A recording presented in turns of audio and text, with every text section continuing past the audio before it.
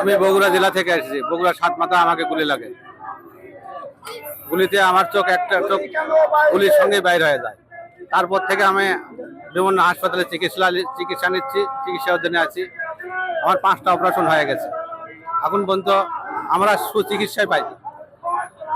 আমাদের প্রথম দাবি, আমাদের সুচিকিৎসা দিতে হবে। যাদের বিদেশ পাঠালে ভালো হবে তাদেরকে বিদেশ পাঠাবে, যাদের বাংলাদেশের সম্ভব তাদেরকে বাংলাদেশেই করবে। 31 ডিসেম্বর আমাদের ঘোষণাপত্র দেওয়ার কথা ছিল, দেওয়া হয়নি। বলো শহীদ মিনারে বলো যে 15 জানুয়ারি আমাদের স্বীকৃতি দিতে হবে, আমাদের ঘোষণাপত্র দিতে হবে। 15 জানুয়ারি দেওয়া হয়নি। 15 জানুয়ারি বললো যে আমাদের স্বীকৃতি 19 জানুয়ারি দেওয়া হবে, সেটা তো হলো না। এই আমাদের আশ্বাস দিতে দিতে জানুয়ারি মাস চলে গেল। জানুয়ারি থেকে ফেব্রুয়ারি এসে বললো ভাই আমাদের স্বীকৃতি নেই। আমাদের পরিচয় কি ভাই? তাদেরকে দেশ থেকে তাড়াচ্ছি, তারা কি আমাদেরকে এইভাবে নিচ্ছে ছেড়ে দিবে? আপনাদের আমাদের চাওয়া, কারণ আমাদের খুব করুণ অবস্থা। তারা আমাদের পিছনে লেগে আছে, কখনো আমাদের হামলা করবে। এই জন্য আমরা সরকারের কাছে আবেদন করতেছি, আমাদের অতি দ্রুত আমাদের স্বীকৃতি দেওয়া এবং আইনগতভাবে আমাদেরকে প্রোটেকশন দেওয়া।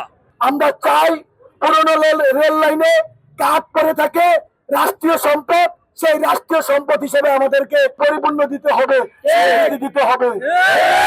দুদিন পর পরই রাস্তায় কোনো না কোনো প্রবলেম, এটা তো আসলে খুবই অনেক কষ্টকর প্রত্যেকটা মানুষের জন্য। 2 ঘন্টা হয়ে গেছে, কিন্তু আমরা এখানে এসে অকারণেই 2 ঘন্টাটা বসে থাকতে হয়েছে। আমাদের পরীক্ষা শেষ হয়ে আমরা দ্রুত বাসায় যাবো। কালকে পরীক্ষা, আমরা এইভাবে এখন তো এটা এতটা সাফার আসলে সম্ভব না।